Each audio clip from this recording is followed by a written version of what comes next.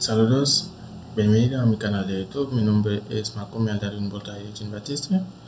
Hoy vamos a hablar de arranque con licencia en el rotor. Aquí les presento un diagrama de arranque con licencia en el rotor.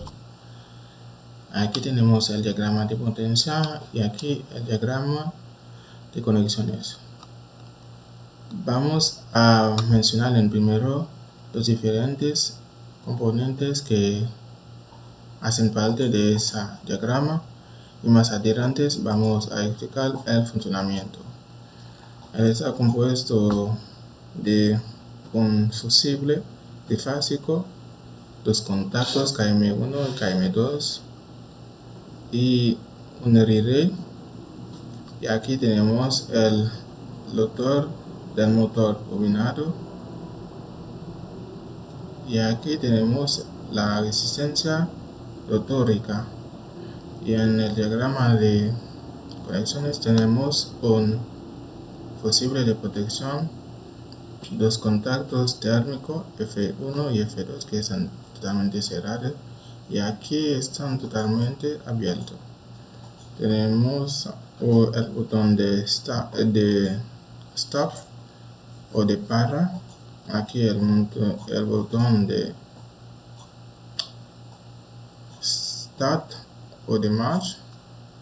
Aquí tenemos la bobina KM1 y su contacto de retención, y aquí tenemos un contacto KM1.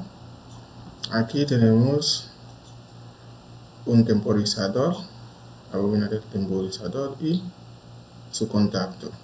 Tenemos el contacto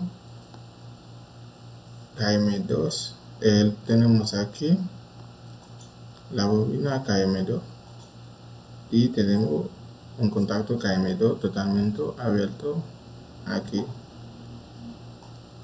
Y aquí tenemos tres pilotos de señalización. Seguimos. Lo que usted tiene que saber, ese arranque, que el arranque con licencia en el rotor es usado para motores de inducción de rotor devanado.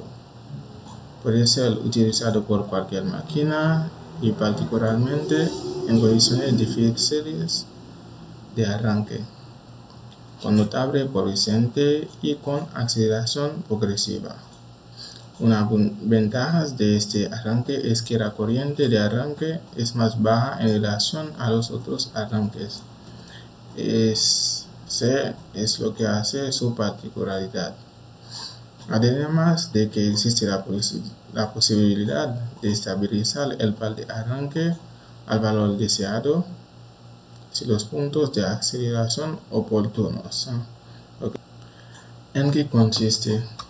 Este tipo de arranque consiste en instalar licencia en el circuito del rotor del motor. Un punto muy importante en ese arranque es instalar esa resistencia con el rotor del motor. Es lo que hace el arranque con licencia en el rotor. Es esta conexión que usted está viendo ahí.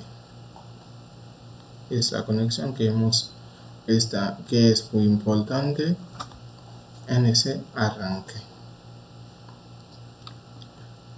Seguimos. Ahora vamos a explicar el funcionamiento. El funcionamiento, cuando presionamos el botón de start, se energiza KM1 y se cierra el contacto KM1, que es el contacto de retención. Se cierra ese contacto también y se energiza el temporizador y se pone a contar. Y se cierra ese contacto y se enciende ese luz de piloto. Y también se cierra ese contacto y se activa el motor. Entonces, al contar y cuando llegue a tiempo, se cierra el contacto del temporizador y se activa el contacto KM2.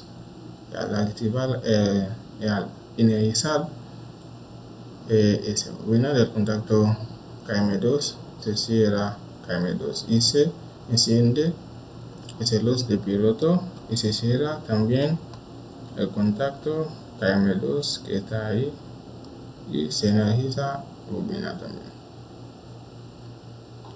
Entonces esos contactos F1 y F2, ¿para qué son?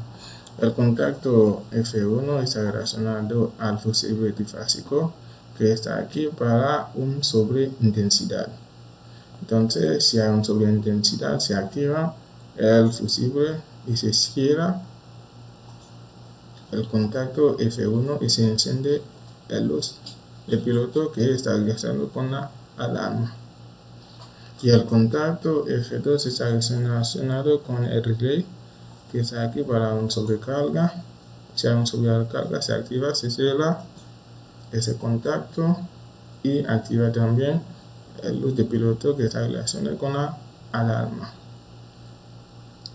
Entonces, aquí el contacto F1 se abre cuando hay una sobreintensidad. Cuando se activa, el fusible F1 aquí se abre y se energiza el motor. Y también se cierra el contacto F1 aquí y activa el alarma. Lo mismo por F2, cuando hay una sobrecarga aquí, se abre F2 y se desenergiza el motor, se cierra el contacto F2 aquí y activa el alarma. Vamos a dejarnos con un pequeño video para mejorar su conocimiento. De arranque de nuestro motor.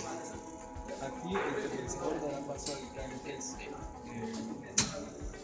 para que el motor cambie de velocidad.